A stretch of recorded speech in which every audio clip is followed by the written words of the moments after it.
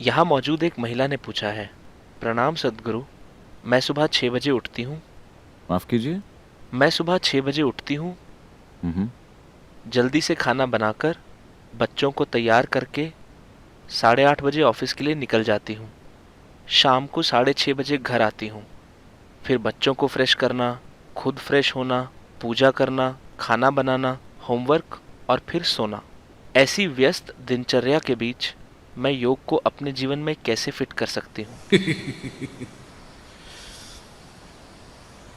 Now, get up at 6 o'clock.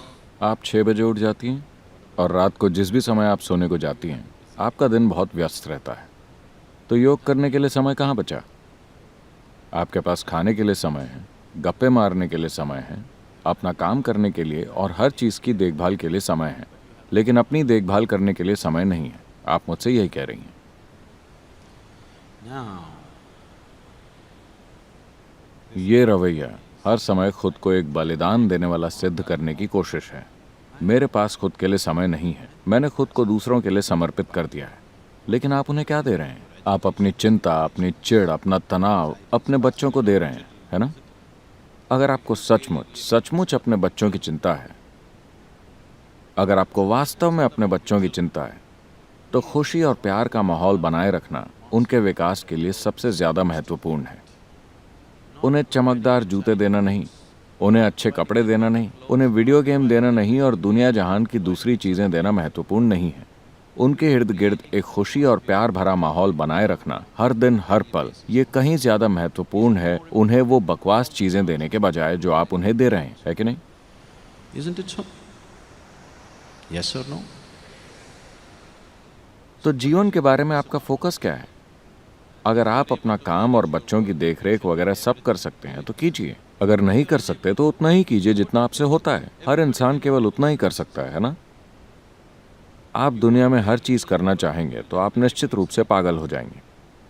आप कितना काम कर सकते हैं ये हर इंसान को खुद को तय करना होता है। हो सकता है कि कोई सुबह 6 बजे उठकर ये सभी काम खुशी खुशी कर ले, कोई दूसरा ऐसा नहीं कर पाता। उसी के अनुसार उन्हें अपने जीवन को व्यवस्थित करना होगा, है ना? आपने ये सारे काम अपने हाथ में लिए, इसलिए नहीं क्योंकि आप यही करना चाहते हैं। आप किसी दूसरे की तरह बनने की कोशिश कर रहे हैं। यही आपकी पूरी समस्या है। आप वो सब पाना चाहते हैं जो दूसरों के पास है, बिना जाने कि आपको वाकई उसकी ज़रूरत है या नहीं। इतना कुछ करके आपने जो भी कमाया है, आपके बच्चे, आपके पति, आपकी पत्नी या और कुछ, अब आप इनका आनंद नहीं ले पा रहे, तो आपको इस सब की क्या ज़रूरत है? आपने ये सब इसलिए बनाया क्योंकि आपको लगा कि यही आपके आनंद का स्रोत है ना? लेकिन अभी यही आपकी चिंता और दुख का कारण बन गया है। तो बेहतर होगा कि आप जीवन के बुनियादी तत्वों पर एक बार फिर गौर करें, है ना? है कि नहीं? आपने पढ़ाई की, नौकरी खोजी, शादी की, बच्चे पैदा किए, ये सब क्यों किया? क्योंकि आपको लगा कि इससे आपको खुशी मिलेगी और आपका भला होगा, है कि नहीं? पर अब वही आपकी जान ले रहे हैं। अगर ऐसा है तो आपको इस पर गौर करना चाहिए।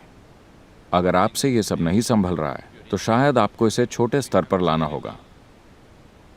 अगर आप अपनी क्षमताओं को बढ़ा सकते हैं तो आपको वो जरूर करना चाहिए। Now, if you invest, अगर आप दिन में 30 मिनट का भी समय निकालते हैं अपने योग के लिए, तो आप देखेंगे कि आपको बहुत फायदा होगा समय के लिहाज से भी। पहली चीज आपके साथ ये होगी कि आपकी नींद के घंटे कम हो जाएंगे। अभी अगर आप दिन में 8 घंटे सोते हैं तो इसका मतलब आप अपना 1/3 जीवन सोते हुए बिता रहे हैं। isn't it? 1/3. अपना 1/3 जीवन आप बस सोते हुए बिता रहे हैं। अगर आपका मन और शरीर ज्यादा ऊर्जावान और सक्रिय हो जाते हैं तो आपके नींद के घंटे अपने आप कम हो जाएंगे। तो अगर आपको दिन में जागे रहने के 3-4 घंटे ज्यादा मिल जाएं तो ये बहुत बड़ी बात होगी, है ना? इसके अलावा अगर आपका शरीर और मन थोड़े और व्यवस्थित होते तो आप देखते कि मैंने लोगों के साथ ये भी पाया है कि योग की आसान सी प्रक्रिया से 6 से 8 हफ्ते में ही ज्यादातर लोगों की क्षमता का स्तर ऐसा हो जाता है कि वो जिन कामों को 8 घंटे में करते थे उन्हें वो अब 3-4 घंटों में आसानी से कर लेते हैं। सिर्फ इसलिए क्योंकि अगर आप दिन के दौरान खुद पर गौर करें, मान लेते हैं कि हम आपके पूरे दिन का वीडियो तैयार करते हैं आपकी जानकारी के बिना, आप देख सकेंगे कि कितनी गैर ज़रूरी हलचल, गैर ज़रूरी बातचीत और गैर ज़रूरी काम आपके जीवन में हो रहे हैं। आपको एक दिन करके देखना चाहिए। कृपया किसी वीडियो कैमरामैन से कहिए कि वो आपका वीडियो बनाए आपकी जानकारी के बिना। आप देखेंगे कि आप कितनी सारी गैर ज़रूरी चीज़ें करते हैं एक दिन में। अगर आपका मन ज़्यादा व्यवस्थित हो जाए तो ये फिजूल की बातचीत, ये फिजूल की हरकतें और ये बेकार की सारी चीज़ें गायब हो जाएंगी। जब वे नहीं रहेंगी तो आपके पास समय समय होगा। आपके पास जीने के लिए 24 घंटे हैं। You know? Now we don't. इन्हें 26 घंटों में बदलने की ज़रूरत नहीं है। 24 घंटे काफ़ी हैं।